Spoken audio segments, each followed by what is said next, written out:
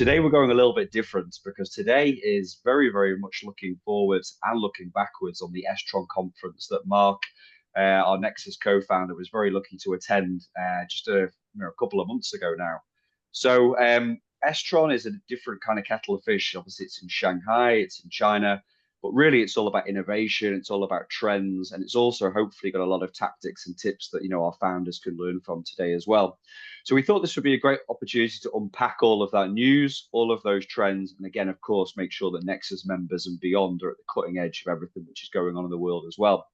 So like I said previously, we've got two great guests today to talk about all of this sort of stuff. We've got Nexus co-founder Mark. Mark, great to see you here. Yeah, no, thank you very much, Johnny. It's good to be on the masterclass as opposed to Yeah. just listen to them. Yeah, good to be able to partake.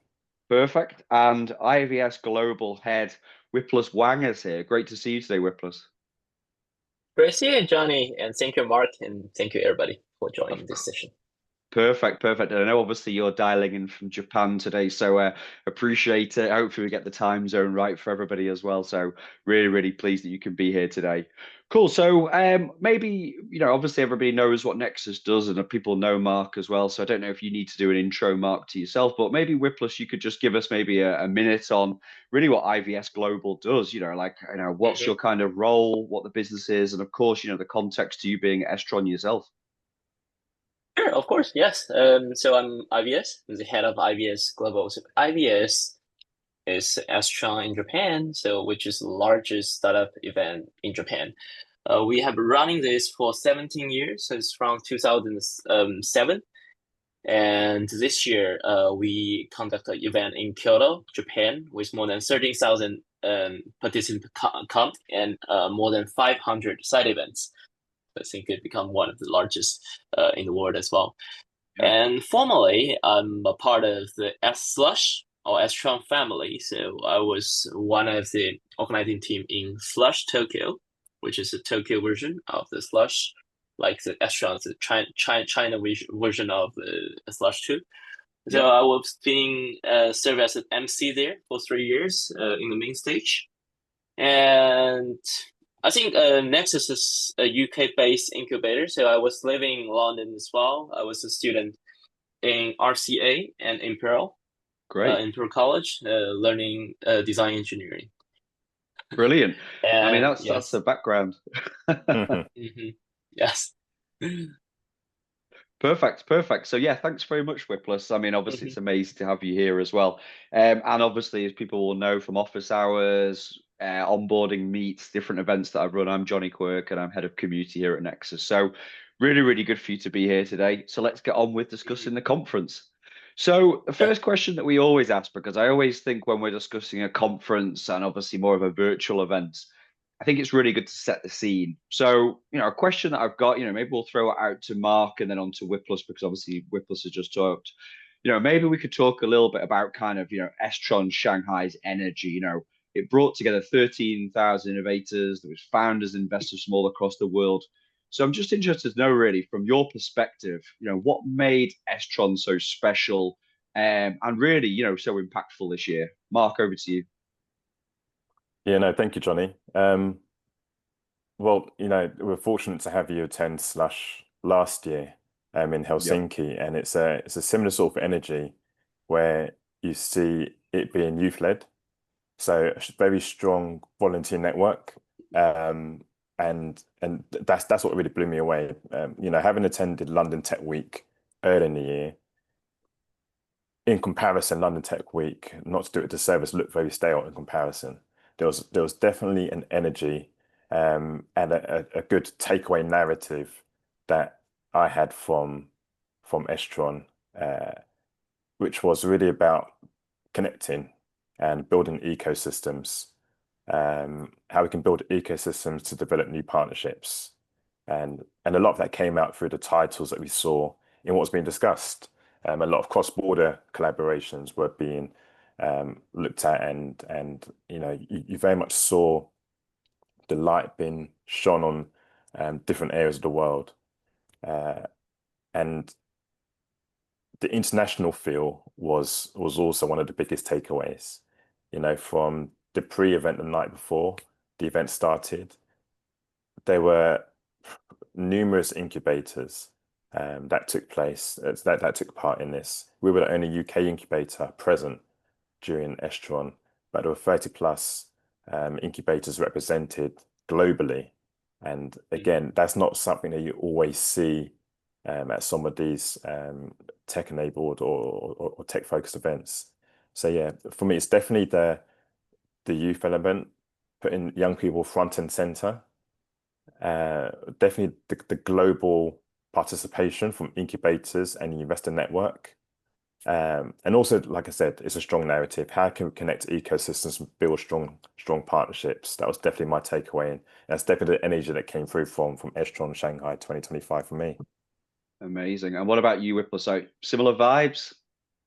Yeah, very similar. As Mark said, Slush, and S-Tron Shanghai has very similar vibes. So it doesn't like any kind of expos or business conference in the world. They bring the music life, the music festival to Startup World. I think that's the core thing to make the whole venue energetic and passionate as well. So the organizations, you see the video, right? Yes. Yeah. Oh, yeah. It looks incredible. Yes. Just want to take it. We see Elaine here, so she's one of the core organizing team here. So I want to. She's the spy who's come here to check on it, make sure we're talking good stuff. So I want to mention that the organizing team is extremely young. So I think that's the key thing that's differentiated with other conferences. So all like middle of like 20s, like even students. So I think they have the initiatives to bring those new things to the business conference, to this kind of event. And also very congratulates us. It's like 10 years anniversary. So Slush China, from its beginning year, it became like 10 years.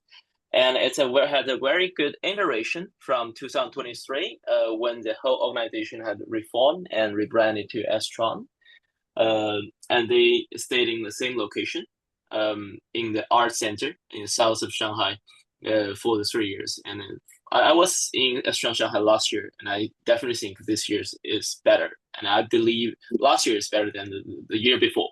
So they have a very good iteration to improve all parts of things a little bit, like every year. So that's why it's become very impactful this year. And I think that's a really good answer, because actually I agree. Like I think having these connected events, the S-Tron, like you said, in Japan as well.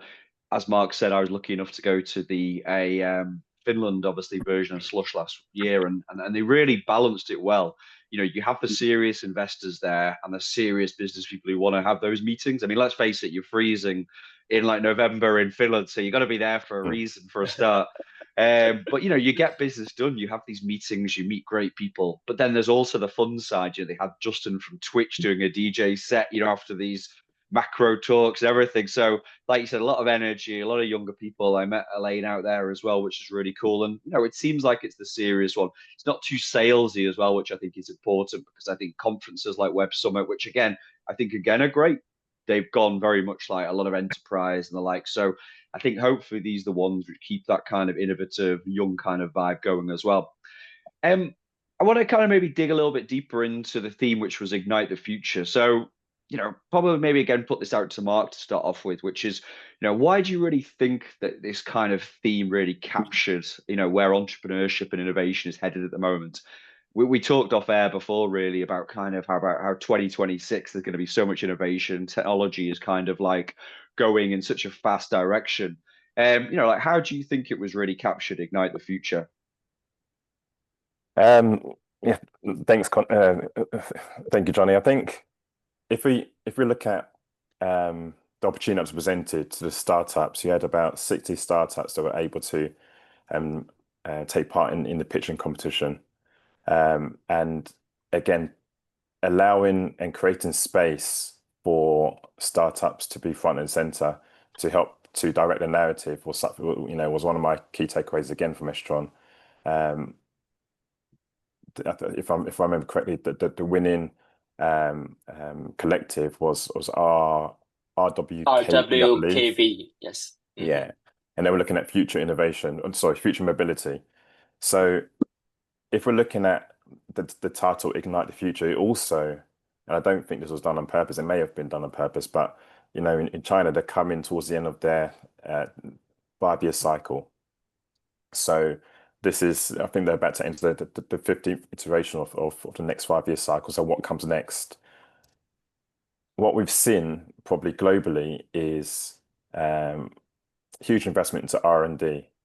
And now what we're looking at is the application of that R&D. How can you see it coming together of academia, and also those who've got the capability and the creativity to bring those ideas to life.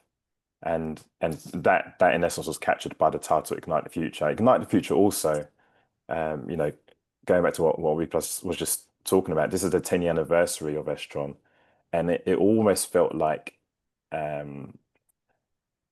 the end, and we're looking forward to something new now. It's almost like the prelude to something more, which is again where I think the world is globally. A lot has happened. We've seen a lot of money, just being chucked into AI. People are talking about it's going to be an AI downturn because some of these investors have just thrown money into concepts that just have the word AI attached to it. So it feels like there'll be a bit of a resetting, but at the same time, an opportunity to see what comes next through the ideas that we're seeing at the likes of S-Tron, from those who are at the forefront. And S-Tron really supporting grassroots is where we're going to see those ideas coming from. We're not going to see ideas being dictated by government policy. Policy has to be there to help shape and provide the foundation for businesses to succeed. I know we're going to come onto that later, but if we're really going to see innovation dictate what the future looks like, you need to remove policy out of the way and allow founders, startups, innovators the space to create and share. And it was brilliant to see the energy on the pitch stage. And as Reaper alluded to again, it wasn't a mundane, it wasn't a very vanilla pitching competition. There's a lot of energy, a lot of music, a lot of creativity that you saw brought to the table. And hats off again to the S-Tron team for really bringing something creative and imaginative to the conference. 100%. And again, like you said, Mark, we'll talk about this in a little bit, but it seems like almost on a macro political level, there's two tectonic plates rubbing up against each other. Like you said, it's, wanting to cross global borders, wanting to innovate, but then also you have your politicians, populists closing borders or whatever. So again, like I said, we'll get onto that, but it's good that people are being innovative and running these conferences to really try and encourage that from a grassroots level as well. What about you, Whipless? Like, did you have a similar kind of thought about that kind of theme, Ignite the Future? Yes, exactly the similar one. And I would just want to add my own translation to this slogan, Ignite the Future, which is like, so we see the future, we see AI, a lot of investment, a lot of project.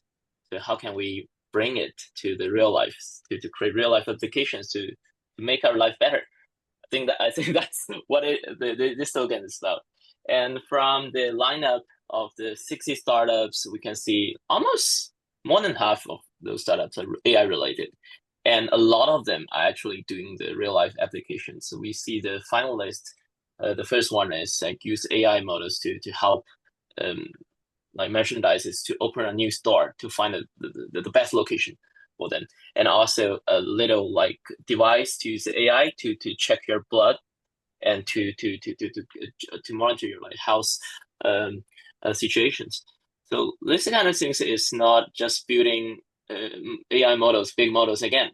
It's about bringing AI to real life, to different small segment of industries, and to make our life better by solving different like tiny issues of people's like or industries like of industries. So I think that's a very good slogan related to AI, and they give a good outcomes during the final of the pitch contents as well. Yeah, amazing. And I think, like you said, real world applications are so important because I think when you're in a bubble, people can just be like, well, AI for this or AI for that. But if you're trying to solve a problem that doesn't exist, then, obviously you can take all this investor money, but, you're never going to get to product market fit if that customer doesn't exist. Of course, it might morph a bit, but that's really interesting what you're saying about there's actually real world applications right now. We discussed cross-brand partnerships, cross-border partnerships a minute ago. I know this is a really important thing for you, Mark. Obviously, you've been doing a lot of kind of brand building for Nexus, but again, partnership building globally. Were there any kind of partnerships which really stood out to you, across the world, that are actually being set up right now? I know, obviously, as an example, when I was in Finland for Slush last year, the South Korea team were there and they're having a really good partnership with Finland. But where do you see that, Mark, like in terms of, I guess, the global partnerships and some which have really stood out and maybe, again, something that we can learn in the UK or further afield? Yeah, well, I'm not going to steal Whiplus's. I'm not going to take the microphone away from him because I know he's doing some great work in that space. We were fortunate to also connect with Jetro whilst we're in Shanghai, and we've had follow-up conversations with them.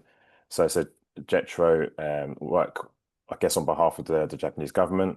Whiplus can correct me if I'm wrong, and they look at how they can attract businesses to Japan from the likes of China. So I met with the Chinese office of Jetro. If we look at cross borders in general, before I just touch on the answer, Sean Song, so the head honcho at S-Tron, when he wrapped up his speech, when we closed the event, he spoke about innovation being an ongoing collaborative process, and it has to start at some point.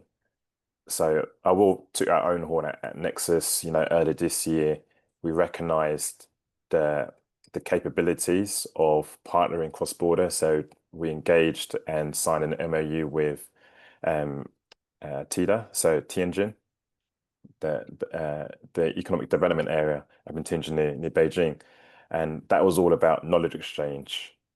I think we've gone past the point where maybe 10 years ago, if you're looking at, say, China, people were looking at China as they're looking at China for the supply chain. But now it's a case of how can you collaborate and do or achieve problem solving. So going back to what you said at the top, Johnny, what problems exist and how can they be solved? But they can't be solved in isolation. And it's not a case of one region winning over the other. Maybe from a government political angle, that might be the case, but the private sector is a lot better at spearheading and achieving these ambitions and these aims. What I saw on the ground at China, the likes of, say, Huawei, funding universities when it comes to research to explore what's next when it comes to AI. In the UK, we're seeing that as well from the likes of in the space of academia, UCL, King's College, partnering up with local businesses. Just above that, we've got the likes of Innovate UK, which are also looking to fund cross-border. So they've recently opened up new funding opportunities for UK, Japan, and cross-border collaborations for research application. Last year, there were funding calls open for UK, Canada. So what we are seeing is a lot more in this space where you're looking at global clusters and how it's not necessarily about, like I said, one region beating another region, but how can you collaborate organically as private enterprises to, well, for the betterment and without having this mindset of restricted borders. Yeah, very much so. And again, Whiplus, like your thoughts. See, Mark was saying, you're the master of cross-border ecosystem relationships, building this sort of stuff. Where like what's your, I guess, balance? Like where are you? Are you feeling positive about more globalization, about more partnerships? Who do you think is doing a good job of it? I'd love to have your take on this as well. Thanks, Mark, for mentioning Jetro, because we're working with Jetro for years. And this time in S-Tron, like a day before the official event, we brought 30 Japanese entrepreneurs to Jetro's office, and also Jetro introduces 3 startups in Shanghai to introduce those to the Japanese entrepreneurs to do matchmaking. And go back to the question. So cross-border innovations. I think definitely innovation startups need 5 elements to make it successful. First is a good idea, so the idea can be proven to solve a problem. Then a good team, talents. Then technology, and then investment. Like they got investor who reach to invest, and finally market to help the business, to help the idea grows to grow constantly. And those 5 elements are usually in the modern world, not in the same country. So that's we need cross-border innovation. So a smart founder need to gather those elements, gather those resources from different countries. A lot of examples happen. I think in UK recently, the Avery, the parcel company, did a collaboration with JD.com. That's one of the largest EC in China. They can ship the European goods to China, because China they have big market, and all in many cases like European products that have very nice quality. So this is about the market and the technology. And then IBS, we actually doing this for more than 10 years. We brought Groupon, like an American company, to Japan and created a group in Japan together. We brought the live streaming company called 17 Live from Taiwan. It was not biggest in Taiwan, but we brought it to Japan because big market there. So we made it the biggest in Japan too. So we have been doing this for several times. But yeah, that's what we believe. Smart companies, smart business should gather those elements from different countries, and naturally they become like a cross-border innovation. Amazing. And first off, Whipless, amazing, because actually, do you know what, the way you describe that in 5 points as well is great. That could definitely be our social media takeaway to post out there as well. And actually, it's funny because I know you're also in the Web3 and crypto space as well. And I was actually on a podcast the other day talking about community building. A friend of mine has just launched one. It'll be out next year. And, we were talking about how, again, in Web3, cross collaboration is so important. I mean, it's the norm. You might have people on your team in Africa or LATAM, but you're also maybe potentially solving problems in the US or further afield. So, that seems to be the native way of doing it in Web3. But it's nice, obviously, in more traditional tech companies, innovation likes, that it's actually happening as well. I know, Mark, obviously you were buzzing when you got back from one of the panels which you attended, which was actually, very much on the China UK exchange this year. Have you got any examples really about how the UK and China, can collaborate more to build these stronger pathways, or maybe some examples of actually what's happening right now between China and the UK that potentially, again, will speak to our audience of Chinese founders and obviously their network as well? Yeah, sure. Well, I touched on it in the previous answer about the work that we've done signing the MAU, and we had our first collaboration with TIDA at S-Tron, which was brilliant. We had not only a shared booth where we both showcased startups from the UK and also from China, but we also shared a stage where we spoke on the UK Sino innovation collaboration. So that was the first occasion where we came together in person since we signed the MOU. What we are looking to do further with Binhai is help them open up a UK presence. So open up an office, whether it's going to be in London or Manchester to be confirmed. And we're also looking at potentially setting up a small fund to invest into UK startups in the life sciences and fintech spaces. Ultimately, with the ambition of engaging in knowledge transfer. So taking a delegation of these invested businesses back to Tianjin to maybe set up on a short-term basis, and also engaging in knowledge transfer with businesses based in their science technology parks. There's one thing that we're doing within our own immediate control. We've also seen this year a change in the global narrative. The macroeconomic environment definitely changed with what happened in America. People putting up borders. Those who put up borders, in our opinion, are very short-sighted. But again, we can't let policy and governments dictate how we as well, those of us in the private space can work together. So we definitely saw it as an opportunity, and we've seen others look at the opportunities as well. It was pleasing to see again early this year, the Mayor of London organised a delegation visit to China, taking a cohort of businesses on their Grow London global program over. So these are high performing businesses who are in the scale up phase, and introducing them to large corporates and also research organizations, science technology parks across China.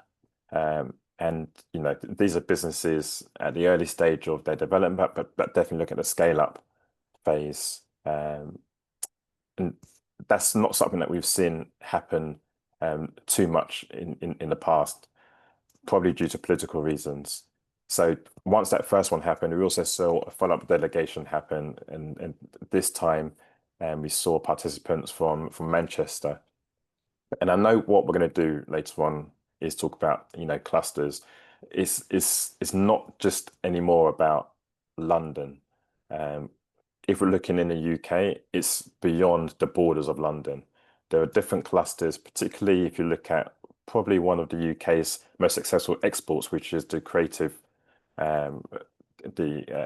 industries. There are several creative clusters across the UK now that can benefit from this open-mindedness of cross-border collaboration. And if we're really going to see the benefits of one of our biggest exports being fully realized, it's about embracing areas outside of London and allowing that creativity to spread. And again, towards the back end of last year, we saw, funny enough, the UK government take a lead in this regard and sign an agreement. I believe it was with the Middle East, one of the regions within the Middle East, and how they can help with further engagement and promotion of their own local creative industries sector by using and taking over delegations from the UK to help with that knowledge transfer. So yeah, one of the biggest takeaways, again, that I saw from our panel discussion was the openness and willingness for private sector to take the lead. And once it takes a lead, to see how policies can help support that. Yeah, and you find in a similar situation as well, with plus obviously on a political level in Asia, that it's more up to private companies to actually do this as opposed to governments now. Seems almost like governments are maybe preoccupied with other kind of areas, and maybe, like you said, it's innovators and private companies who are doing this. And the government role, right? Yeah, so yeah, that's a very interesting question. And actually, we're working. So IBS is working with the Kyoto government, which is not Tokyo. So they want to make the Kyoto as like a global innovation city, which is it has its potential. Like Nintendo is there, Kyocera, Omron, those big companies there. The people love Nintendo because there's so many innovations happening there. You got Super Mario, you got Zelda, so they got Pokemon. Because yeah, so I think that it's based on the Japanese the culture background, the traditions, and the craftsmanship there. So and they utilize it and create products that everybody in the world likes. So for the new innovation for startups, I think Kyoto government want to do that again. So we're trying to work with them to make it even better, And it's very, very interesting case that what we did this year. I invited the CEO of Notion to our event. Right, okay, wow. Do you know why I went? Because Notion was made in Kyoto. I did not know that. Yeah, it's one of my favorite apps as well. Thank you. Yes. So the two co-founders, when they running out the idea of the startup, they came to Kyoto, booked an Airbnb for 2 years. So they stayed in Kyoto for 2 years and write the first line of the code in Kyoto, and then built the iteration of the product while like just walking around the street in Kyoto and finding what is beautiful. So though that's comes with the product, which is like minimized, which just have the atmosphere of aesthetic of Zen, because there is a Zen feel. Yeah, Yes. minimalism, very Yeah. easy to use. It almost like feels like it's designed for modern age. No clutter, very easy to Yes. segment. Yeah, because this is made in Kyoto. Wow. Right, I'm booking the flight. I'm on Yeah. Skyscanner this afternoon. Please. Yeah. So a city was the birthplace of Pokemon, Mario, Notion. So and also a lot of like products. If you do this medical products of Omron or Kyocera, you feel it belongs to the city. Yeah.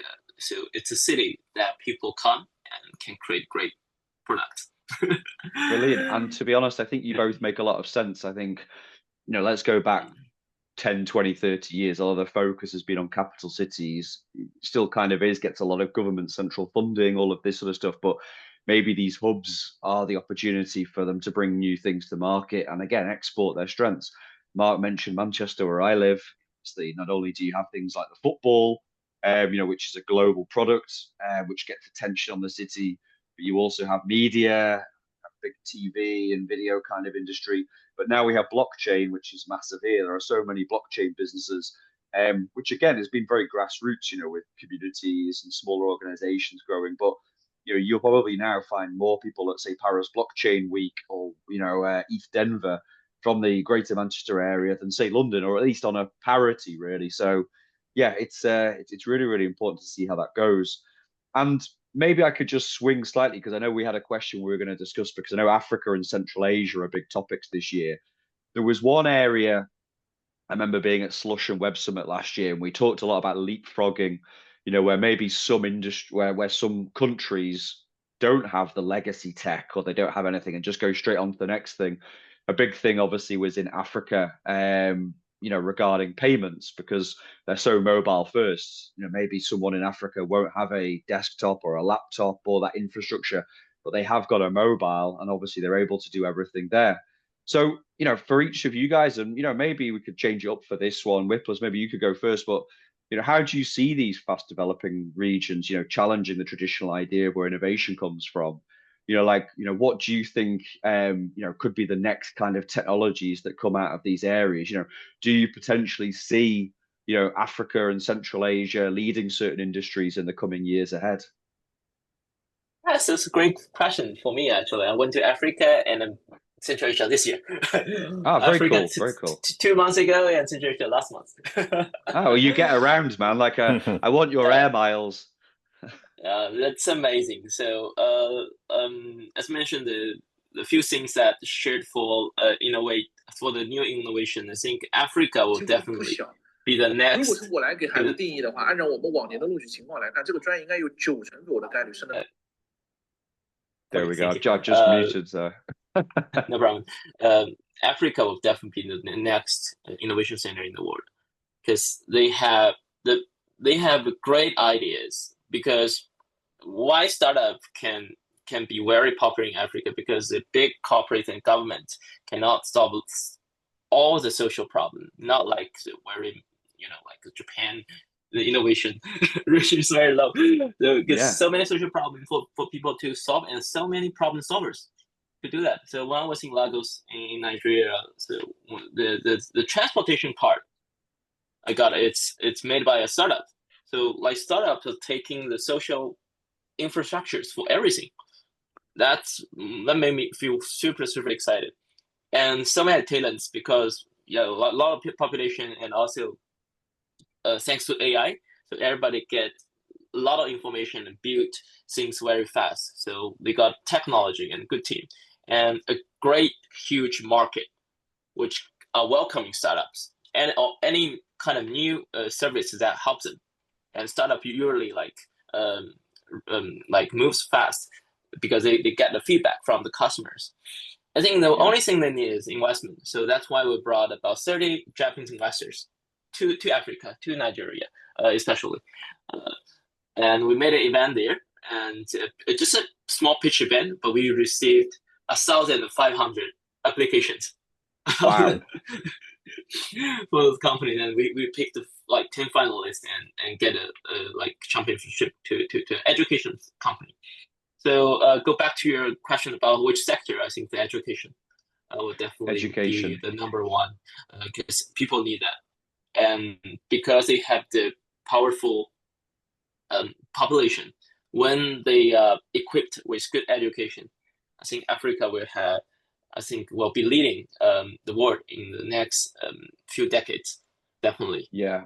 And And that's a yeah, really well, strong thing to say as well, because it kind of fits into what you were saying earlier in the chat about how, we're talking about youth. Africa's got such a young population. Again, you mentioned Nigeria. I see obviously that's such a youthful population, and they're going to be, mobile first, mobile native as well. And to Central Asia, so I was speaking at their largest tech event called Digital Bridge last month. I met people from Haggisfield, which is the new unicorn from Kazakhstan. So I think it's the one real unicorn. So they don't have much population, like just 20 million population. And well, it's a huge country, but not many big market, but they do have great talents. I think because their education, it's pretty nice. They have so many engineer schools in their country. I think because of those Soviet Of education course. system. Yeah, they're Yeah. very good at mathematics. Those people are extremely smart. When they combine with big capitals, they make great things. Okay, Yeah, to be great. boosted.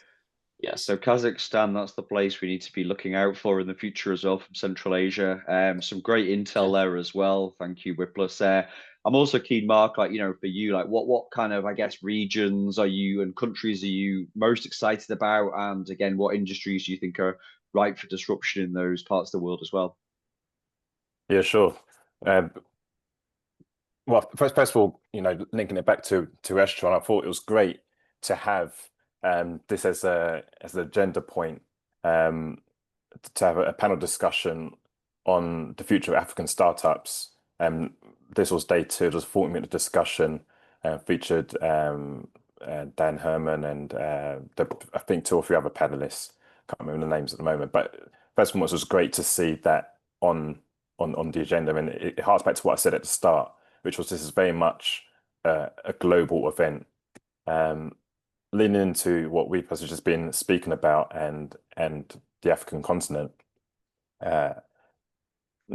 Through the work that we do in the UK, Nexus is also an endorsing body. So we assess business ideas, business plans for high potential founders who want to move to the UK to start a business. A few years ago, I was in Ghana, where I presented to Impact Hub, Accra, because they've got some fantastic businesses that they're nurturing within their ecosystem, and the context was to share what we're doing in the UK and it being a route should they look to expand operations.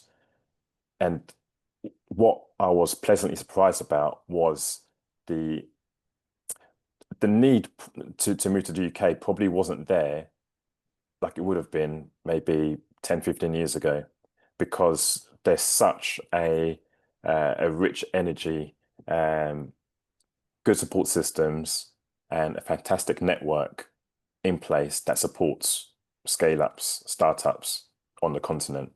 If you're looking at, and also taking it back to the question you asked about leapfrogging, for anyone that's not familiar, it's when you haven't, let's say, taken part in one particular, say, industrial revolution or a particular revolution, you then benefit by then not inheriting legacy systems. And where West Africa in particular is doing really well is in the fintech space. Some of you may know of the company Flutterwave, who've been hugely successful. They're a fintech company in the payment space based in Nigeria. They've raised huge amounts of money and they've been able to go digital first, mobile first, and they haven't got a legacy infrastructure. If you compare that to the UK, we've got these huge, giant banking behemoths. The challenge that they've got is that they're built on legacy systems. So for years, they've been putting plasters over their infrastructure, their tech infrastructure, the architecture.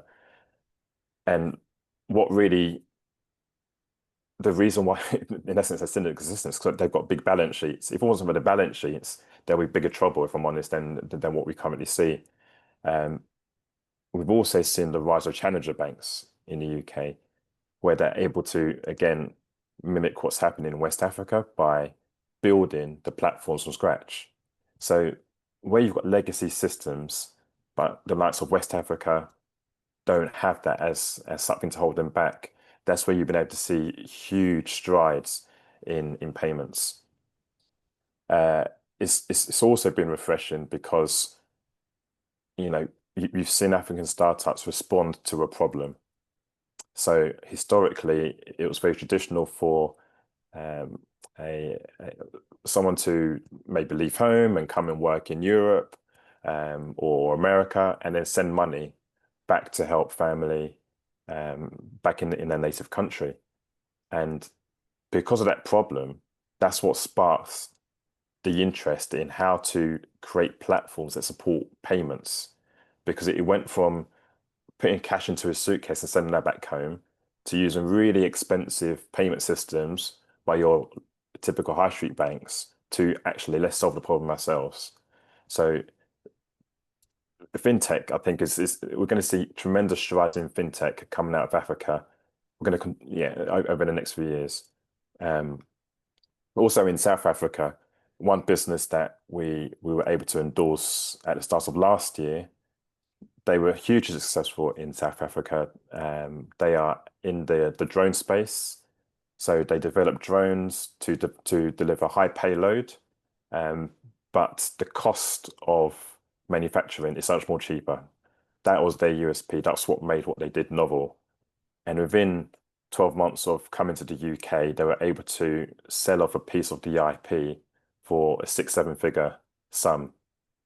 So it's been fascinating to see that knowledge transfer take place literally in front of our eyes, given what we have access to here at Nexus in terms of really exciting startups, scale-ups at the forefront of innovation.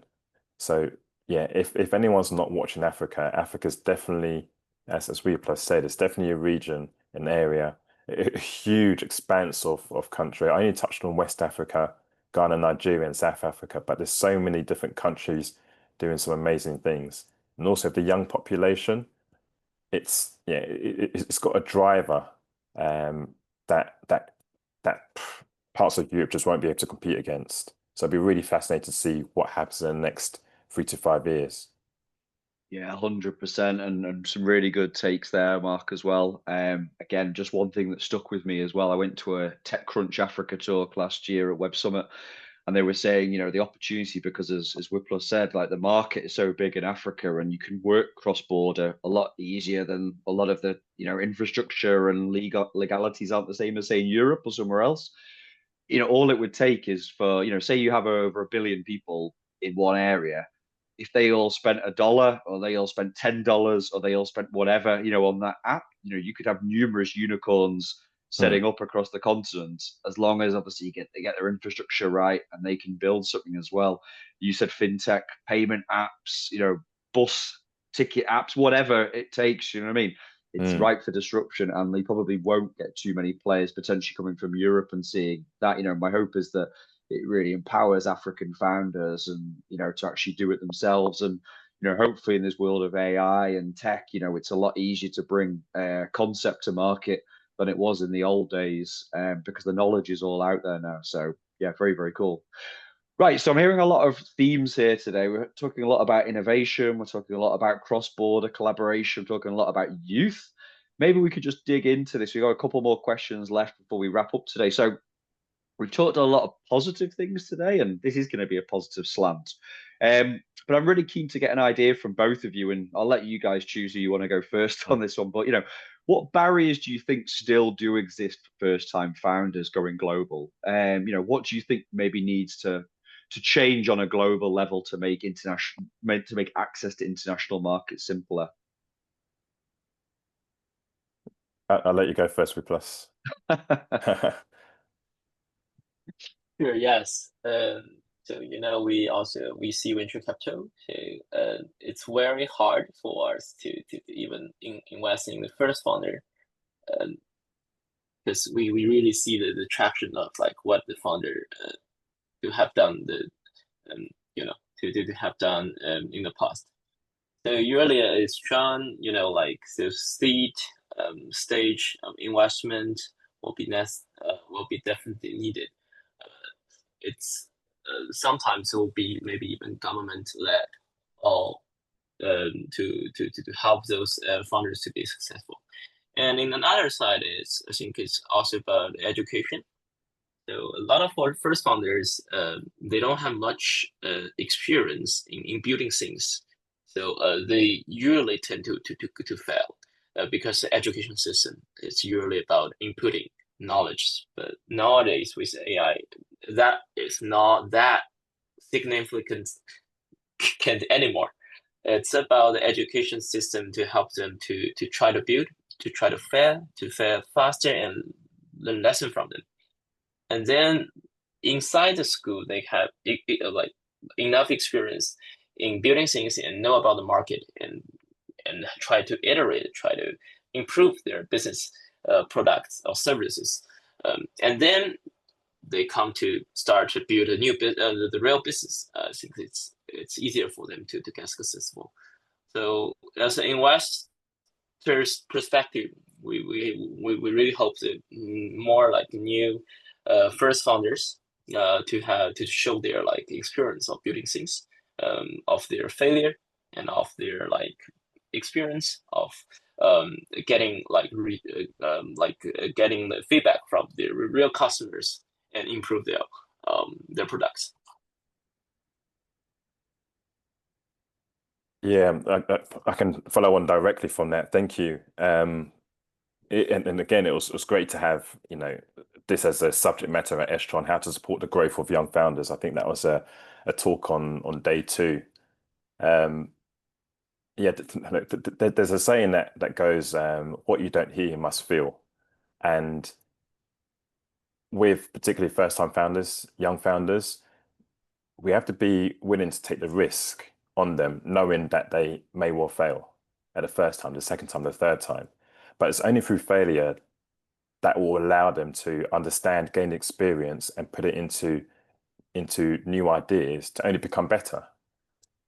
But unless we are allowing them to, unless we're giving them those resources, and Ripas, you spoke about, venture capital and, how lending is divvied up, then we're just merely prolonging how innovation can be successful, because young people in particular, they are quite often the instigators of change. They might not have the capital to act upon that change, but they're the idea generators. So if we took more risk in funding early stage ideas or early stage founders, knowing that there's a risk to it, but ultimately what we're doing by doing that is we are investing in a better future, because they can fail quicker and learn faster, rather than many years down the line, like some of us older heads. I think when it comes to policy, barriers that we see in place, definitely that we see firsthand at Nexus is relates to visas. Rupas, again, you spoke about education. The UK is renowned for having very strong academic institutions, universities. The question arises: what happens once the students have come to the UK? They've studied, they've gained the knowledge. What's next for them? And are there routes or visa routes to help support them? The government released a white paper earlier this year where they said they're looking to enable the innovator founder visa. That's the visa route that we are contracted to. They want to use that visa route to help support the transition for graduates to stay in the UK to run first-time ideas. It sounds great on the face of it, but what we need to see happen in practice is they don't try and use such a visa route to aim for success first time round. Governments have to recognize that in the startup world, there will be failures at the start. So again, we would implore governments globally. I can't talk about what's happening elsewhere with enough reverence, but we need to allow, if we're going to use visa routes as a way to help smooth out how first-time founders can extend, stay beyond academia, we have to do what we say on the tin. If we're going to use it as a meaningful route, then allow them to fail. We shouldn't use the visa route as a means to assume we're going to have success on day one from all of these founders. I'd like to also think that maybe with the whole mindset of cross-border, that actually borders become a little bit less frictional. We're looking at frictionless borders. So maybe visas may well become less important in the years to come, just given the ways that we can communicate. And finally, I think in the UK, the UK is well renowned for its SEIS, its Seed Enterprise Investment Scheme, which is a tax efficient way in which investors can invest into startup businesses. It gives investors, particularly private investors, a tax break on investing. So it helps to de-risk their investment. I think that there's a way in which we can make it even better. And I was speaking with a NEXUS founder about this yesterday, which is maybe just shifting the focus away from some of these multiple founders who've raised and they've built businesses many times over. Maybe start to exclude them from such a scheme. So actually you're seeing more of the investment flow into first-time founders. Because if you've raised many times over and you've got a huge network of angel investors yourselves, you don't really need a scheme like this to benefit from. If we can allow the flow of funds to be diverted to those earlier stage businesses, I think that we'll see even more success from this sort of scheme that we've got in the UK. Yeah, there's some really good points there, and having that freedom to fail, like you said, and hopefully learn every single time. And the amount of times I see as well founders who've potentially been part of a team that's, let's just put inverted brackets, failed, but actually they come together, a CTO, CMO, a founder, and then they become the perfect team. They become that perfect team who then go on to unicorn status and beyond. Just needs to be, I think, that culture that lifts them up and actually says, look, it's time to get back on the horse again. Right, we're running kind of quite short of time, so we're going to finish off with one last question here. And we've heard all sorts of numbers banded about today, but in a good way. We've talked about coming towards the end of a 5-year plan. Obviously in China, we've had 10 years of S-Tron. If I had to put you both on the spot to talk about, innovation and what you think is coming next, where do you see the biggest opportunities for founders over the next 5 years? And I'm going to just say, I'm going to keep that quite open-ended. So you could talk about industry, you can talk about tech, you can talk about, like what, the opportunities are out there. It might be hard to predict what's going to happen in the next 5 years with everything changing so fast. But, what's your prediction? Yeah, I don't mind kicking this one off. I think we're entering an age of intelligent collaboration. Again, that's a theme that we saw from S-Tron. It's a theme that we discussed here. I think we're also looking at how you might have a particular skill set, but how it can be reapplied to other sectors, other industries. So if you're a founder, you might be in the creative industry space. How can what you're doing be applied to, say, health tech or the health sector, advanced manufacturing? There's ways in which you can see better collaboration across different sectors rather than keeping it, I guess, rather than operating in silos. So, and also, data. Data is an interesting one. Who owns the data is a problem, I think. If we look at where social media started many years ago, users had the ability to own their data, whereas now you're seeing big tech own the data. People have huge followings, huge platforms, but actually it's not the data they own. So it's not the data that they can learn from to build something to solve a problem, which is difficult. So it's almost a case of taking back control from big tech. How we do that, I don't know. We've seen to a certain degree success within the fintech space when it comes to open banking and the sharing of data. And I think that sort of mindset should be applied more across the tech stroke data space.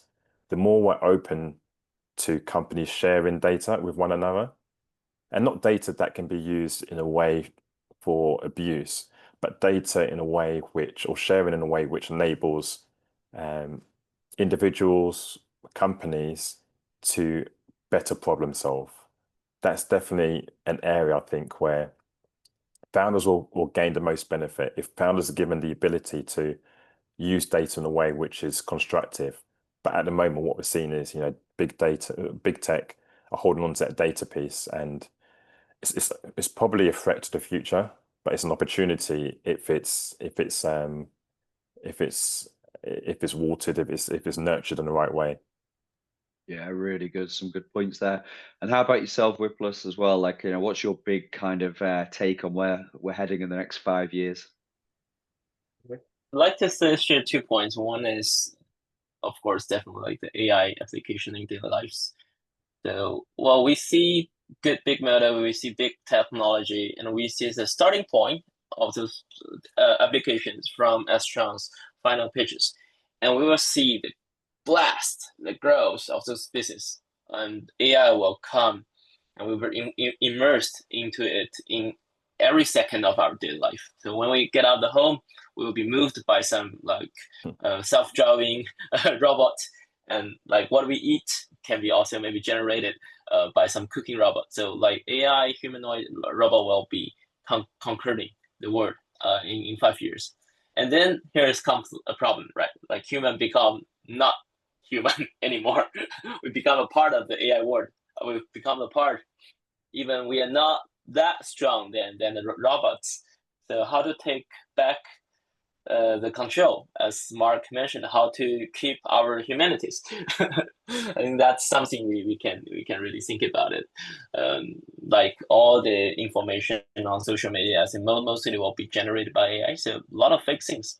So like social media will be even like normal media will be not trustworthy anymore. So how to actually like for ourselves to travel to some place to get the first-hand information, how to keep our inner peace in this like very convenient world. So how to be more human in the next decade. I think that can be one of the issues that will be very interesting. So what you're saying is, Ripples, we all need to get a flight to Kyoto, because that seems to me to be the most human zen place around. Yeah. Please. Based on both of your feedback, I think I'm going to go and watch Terminator 2 again, so I can get ahead of the AI robot curve, see where we're heading as well. So no, look, it's going to be really interesting. I think there's a lot of fractious stuff happening. There's going to be, I think, battles between governments, like you said, data ownership, and politicians. Are big LLMs going to go, and just literally absolutely go over copyright and stuff, copyright stuff, I think there's a lot of stuff which is obviously in flux, but it's really interesting what you both said about actually how much change is going to be in 5 years. We started off air talking about Moore's law, which was always 18-month technological improvements on microchips. That's well out of the way now. Obviously massive data centers, much more efficiency, quantum computing coming out, cryptography. It's a really exciting place to be. And look, that's why we all work in innovation as well. Because and also, Johnny, interesting. I think one of your takeaways from Token 2049 was what seemingly the rise of green blockchain, and I don't if we look at what's happening right now with weather changes and environmental impact, what's happening right now in the Caribbean, technology will have an impact if we're not careful, a greater impact on the environment. So yeah, just noting one of your takeaways from Singapore and green blockchain, I thought was an interesting one and something that would be remiss not to touch on.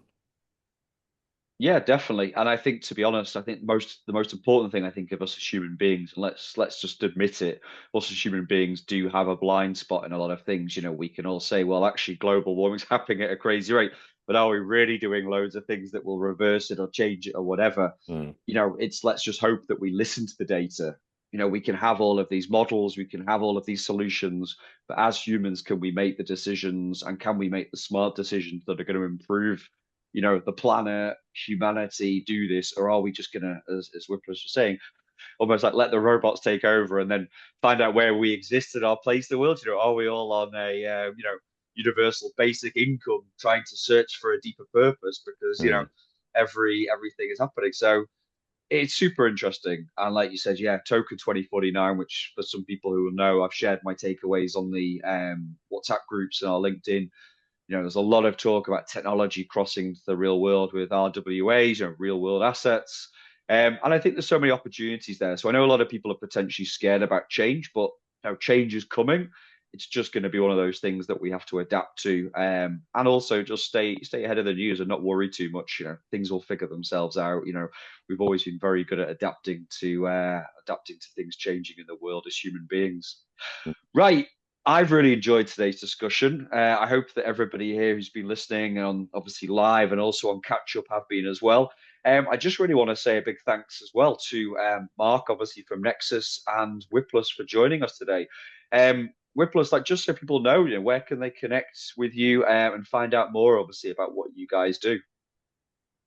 Yeah, please just search We+1 on LinkedIn, and you can find me there.